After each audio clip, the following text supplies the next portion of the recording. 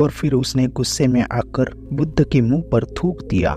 बात उस समय की है जब भगवान बुद्ध हर एक दिशा में जाकर लोगों को प्रेम और करुणा का मार्ग दिखाया करते थे। उनका मानना था कि इस दुनिया में कोई भी चीज कायम स्वरूपी इस धरती पर नहीं रहती, हर एक चीज का अंत होना यह निश्चित होता है।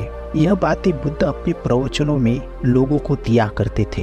एक दिन जब भगवान बुद्ध एक गांव में ठहरे हुए थे, बुद्ध एक पेड़ के नीचे ध्यान करते हुए बैठे थे कि तभी अचानक से एक क्रोधित इंसान उनके पास आया और उन्हें बिना सोचे समझे गालियां देने लगा। उसे लगा कि गौतम बुद्ध उसकी गालियों का प्रत्युत्तर देंगे। बहुत देर तक उनके सामने खड़े होकर वो गालियां देता रहा। गालियां देते देते वह थक गया, लेकिन भगवान बुद्ध ऐसे बैठे हुए थे जैसे मानो उन्होंने कुछ सुना ही ना हो। उनके चेहरे पर प्रसन्नता का भाव झलक रहा था। यह सब देखकर क्रोधित इंसान का क्रोध और भी बढ़ गया और उसने बुद्ध के ऊपर थूक दिया। बुद्ध ने अपनी दोनों आंखें खोली और बड़े शांत भाव के साथ उस आदमी की तरफ देखा।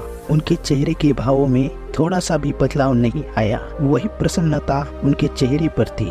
क्रोधित इंसान ने फिर से गालियां देना शुरू कर दिया। वह गालियां देता रहा। गालियां देते देते वह फिर से थक गया।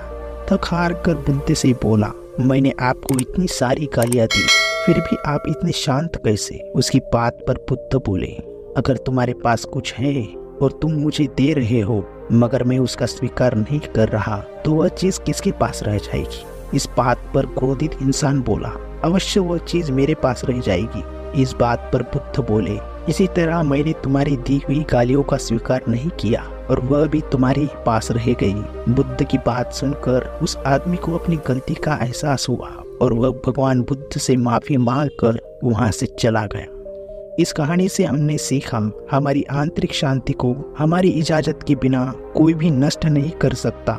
अगर आप सभी को हमारी कहानियाँ सुनना अच्छा लगता हो तो हमारे चैनल को सब्सक्राइब करके बेल आइकॉन दबाना ना भूलें। इसी के साथ मुझे दीजिए इजाजत। आपका दिन मंगल हो।